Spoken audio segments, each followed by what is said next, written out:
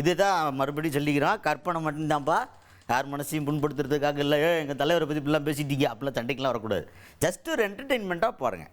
இதிலேருந்து நிறைய பாடம் கற்றுக்கலாம், அதுவும் ஒன்று இருக்குது. இப்போ அடுத்ததாக வந்து நம்ம பார்க்க போகிறது ஒரு முக்கியமான விஷயம், பவர் கட். தமிழ்நாட்டில் கரண்ட் பற்றாக்குறை இருக்கிறதா? இல்லை. ஆனால் இருக்கு, ஆனால் இல்லை, எக்ஸ்ட்ரா கரண்ட் இருக்குது. இப்படி சொன்னால் உங்களுக்கு ஒரு மாதிரி நான் இப்போ சொல்கிறேன்னு வச்சுக்கோங்க, என்னை பார்த்து என்ன சொல்லுவீங்க, உனக்கு சொல்ல தெரிஞ்சால் சொல், இல்லைனா ஓடி போயிடும் அப்படின்னு சொல்லுவீங்களா மாட்டிங்களா? ஆனால் நான் சொல்லலை, அதை ஒருத்தர் சொல்லியிருக்காரு. அவரை நீங்கள் அப்படி சொல்ல முடியாது. ஏன் அப்படிங்கிறது காரணம் தெரியும். யார் சொன்னதுன்னு பாருங்கள். அமைச்சர் நிர்மல்குமார் அவர்கள். அவர் தான் இப்போ என்ன அப்படின்னு பார்த்தீங்கன்னா, ஒன்றும் இல்லை, கரண்ட் பிரச்சனை இருக்குது, என்னங்க ஒரே பிரச்சனையாக இருக்குது அப்படின்னு கேட்டப்போ அவர் வந்து வழக்கமாக என்ன பதில் சொல்லுவார், ஆர்டிஸ்ட்க்கு காணாமல் போயிடுச்சு தம்பி, பியூஸை திருட்டிட்டு போயிட்டாங்க, வேணும்னே பண்ணுறாங்க, நம்ம கண்ட்ரோலில் இருக்கும், போலீஸில் கம்ப்ளைண்ட் கொடுத்துருக்கு, கண்டுபிடிச்சிருவோம், சிசிடிவி காட்சிகள் வந்துக்கிட்டு இருக்குது, இந்த மாதிரிலாம் சொல்லுவார். இன்றைக்கி புது அப்டேட்டு, மின் பற்றாக்குறைக்கு காரணம் நம்மக்கிட்ட வச்சு, மின் தடைக்கு காரணம் மின் பற்றாக்குறை இல்லை, மின் தடைக்கு காரணம் நம்மக்கிட்ட மின் பற்றாக்குறை என்று நீங்கள் தவறாக நினைக்க வேண்டாம். அது எந்திர கோளாறு, இன்ஸ்ட்ருமெண்ட் பிரச்சனை. நம்மக்கிட்ட மின் மிகையாக இருக்குது, ஷார்ட்டேஜே கிடையாது கரண்ட்டு அப்படின்ற மாதிரி சொன்னார். ஆஹா, கரண்ட் ஷார்ட்டேஜ் இல்லையா, இப்போ ஏதோ டெக்னிக்கல் ப்ராப்ளம் அப்படின்ற மாதிரி நம்ம ஒரு புரிதலுக்கு வர நேரத்தில் அடுத்து பேசல வந்துட்டு, இருந்தாலும் சில நேரத்தில் வந்து இந்த காற்றாடி சுற்றுது இல்லை, நம்ம காற்று வழியாக கரண்ட்டு வைக்கிறது, பெரிய பெரிய காற்றாடி வச்சுருப்போம், விண்டு மில், அந்த மாதிரி அந்த காற்றாலைகள் சுத்தாமல் நின்று அதில் கரண்ட் உற்பத்தி ஆகுது, கம்மியாகி போய் அதில் மின் தட்டுப்பாடு வந்துருச்சு. தட்டுப்பாடு இல்லை, அப்புறம் தட்டுப்பாடு வந்துச்சு. அதுக்கப்புறம் என்னென்னா எந்திர கோளாறு அடுத்த பாயிண்ட்டு. அதுக்கப்புறம் என்ன சொன்னார்னா, மின் தட்டுப்பாடு இல்லைன்னு சொல்லி இருக்குன்னு சொல்லி அடுத்து வந்து நம்மக்கிட்ட எக்ஸ்ட்ரா கரண்ட் இருக்குது, அதை நாங்கள் வெளியே விற்றுக்கிட்டு இருக்காங்கிற. மடிப்பாக்கத்தில் நேற்று ராத்திரி கூட 3 மணிக்கு போன கரண்ட்டு 6 மணிக்கு தான் வந்துச்சு. அந்த எக்ஸ்ட்ரா இருக்க கரண்ட்டு அந்த பக்கம் அப்படி லைட்டாக அனுப்பி விட்டிங்கன்னா அதை யூஸ் பண்ணிக்குவான், விற்கிறது அப்புறமா வந்து நம்ம காசு பார்க்கலாம். இருக்கிறவங்களுக்கு பில்லு கட்டுறவங்களுக்கு கொஞ்சம் கரண்ட் கொடுத்தா நல்லாயிருக்கும். ஏன்னா இன்வெர்ட்டர் இல்லாத வீடு நிறையா இருக்குங்கிட்டு வேர்த்து ஒரு மாதிரி கஷ்டம் ஆகி போயிடுது, ஃபேன் கூட ஓட முடிய மாட்டேங்குது, இன்னும் ரொம்ப கஷ்டமாக இருக்குது. மடி பக்கத்தில் புதுசாக பார்க்குறதுனால இவங்க டென்ஷன் ஆகிறேன். இப்போ போன தடவை நல்லா தானே இருந்துச்சு, என்ன இந்த தடவை மட்டும் இப்படி அப்படின்ற மாதிரி டென்ஷன் ஆகி நிறைய பேர் வந்து இபி ஆஃபீஸில் போய் அங்கே போய் சத்தம் போட்டு பெரும் பிரச்சனையாக இருக்குது. எக்ஸ்ட்ரா கரண்ட் அங்கிட்ட இல்லாதவங்க உட்காந்து ஷேர் பண்ணி விட்டிங்கன்னா பிரச்சனையே இல்லாமல் வரும். எக்ஸ்ட்ரா தான் கரண்ட் இருக்குல்ல, இப்போ அமைச்சரே சொல்லிட்டார் எக்ஸ்ட்ரா கரண்ட் இருக்குன்னு, அந்த கரண்ட்டை எல்லாருக்கும் பகிர்ந்து கொடுக்குறதுக்கு வழியாக பார்த்தா மட்டும் போதும், ஒன்றும் இல்லை, ப்ராப்ளத்தை ஈஸியாக சால்வ் பண்ணிடலாம் போல. அப்போ மின்சாரம் நம்ம எங்கேயும் தட்டுப்பாடு இல்லைன்னு முதலே சொல்லிட்டோம். நம்ம வந்து மின்சாரம் தட்டுப்பாடு கிடையாது. பீக் ஹவர்ஸ்ல மட்டும் கடந்த வாரங்களில் 2 நாள் வந்து விண்டு மில்ல பவர் இல்லை, அதனால வந்து ஒரு சில இடத்துல நம்ம திடீர் தட்டுப்பாடு ஏற்பட்டுச்சு. மின்சாரம் நம்ம எங்கேயும் தட்டுப்பாடு இல்லைன்னு முதலே சொல்லிட்டோம். ஒரு சில இடத்துல நம்ம திடீர் தட்டுப்பாடு ஏற்பட்டுச்சு. மின்சாரம் நம்மளுடைய இதுல வந்து மின் தட்டுப்பாடுனால நமக்கு வந்து எங்கேயும் ஃபெயிலியர் ஏற்படல, எல்லா எக்யூப்மெண்ட் ஃபெயிலியர்ஸ், டிஸ்ட்ரிபியூஷன் தான் நமக்கு ப்ராப்ளம். ஸோ மற்றபடி எங்கேயும் மின் தட்டுப்பாடு நமக்கு இல்லை.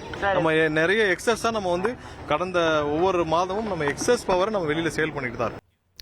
அதுக்கடுத்ததாக இன்னொரு பிரச்சனை என்ன அப்படின்னு பார்த்தீங்கன்னா, எல்லாரும் தாவேக்கால் இருக்கவங்கலாம் தோத்தவங்க இருக்காங்களே, யார் திமுக அதிமுக மற்றவங்களாம் இருக்காங்களே, அவங்கெல்லாம் வந்து இந்த ஆட்சிக்கு இடையூறாக இருக்கணும்னு சொல்லிட்டு போராட்டம் பண்ணுறது, பிரச்சனையை கிளப்புறது, இந்த மாதிரிலாம் பண்ணிகிட்டு இருக்காங்கன்னு கருத்துக்கு சொல்லியிருப்பாங்க.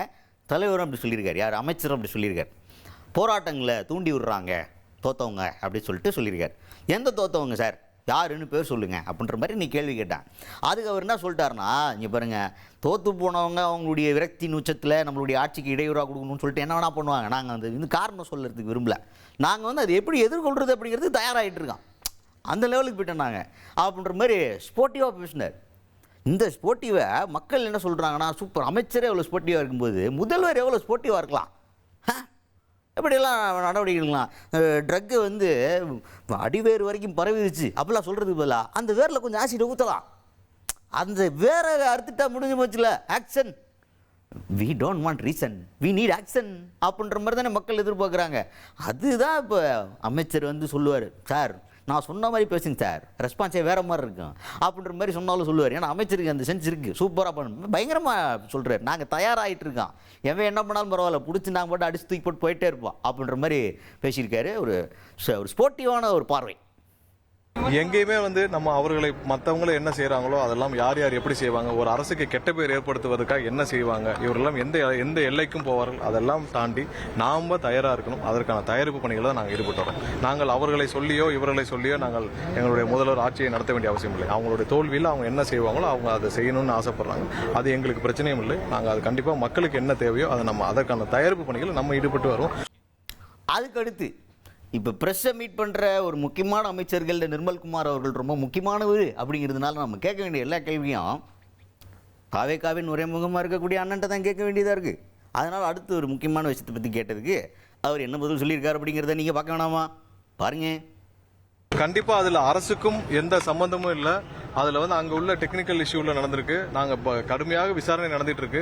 அரசுக்கும் அரசுலயும் இல்ல அரசு சார்ந்த அமைச்சகத்திலும் எந்த தொடர்பும் கிடையாது. கடந்த 3 நாட்களாக அதுல யார் யார் தவறு செய்தாலும் ஏன் அதை செஞ்சாங்கன்னு சொல்லி நம்ம வேலிடேட் பண்ணிட்டு இருக்கோம். அதுல ஒரு சில தனிநபர்கள் அவர்களுடைய டெக்னிக்கல் ஃபால்ட் நம்ம திரும்ப திரும்ப சொல்றோம். எந்த விதத்திலையும் அரசுக்கும் அதற்கும் சம்பந்தமே இல்லை. அந்த சம்பந்தப்பட்ட நிறுவனங்களுக்கும் நாங்க கூப்பிட்டு இந்த தகவலை தெரிவிச்சிருக்கோம். பாலிமர் உள்ளிட்ட நிறுவனங்களுக்கு கூப்பிட்டு தெரிவிச்சிருக்கோம். எதனால இந்த ஃபால்ட் யாரு பண்றா அந்த தனிநபர்களையும் கூப்பிட்டு நாம இது பண்ணிருக்கோம். ஒரு சில இடத்துல அதாவது இந்த அரசு கேபிள் என்னன்னா ஒரு சில விஷயங்கள் வந்து இன்னும் தேர்ட் பார்ட்டி தனிநபர்கள் தேர்ட் பார்ட்டிட்ட கான்ட்ராக்ட்ல இருக்கு. சோ அந்த தேர்ட் பார்ட்டி கான்ட்ராக்ட்ல இருக்கிற இடத்துல ஒரு சில தவறுகள் நடந்திருக்கு. தேர்ட் பார்ட்டி கான்ட்ராக்ட்ல தனியார்கள் இருக்கிற இடத்துல அந்த தவறுகள் நடந்திருக்கு. சோ அதை சரி செய்யும் பணிகள் விரைவில் ஏன்னா நிறைய இடத்துல யூசர் நேம் பாஸ்வேர்ட் எல்லாம் அவங்ககிட்ட இருக்கு.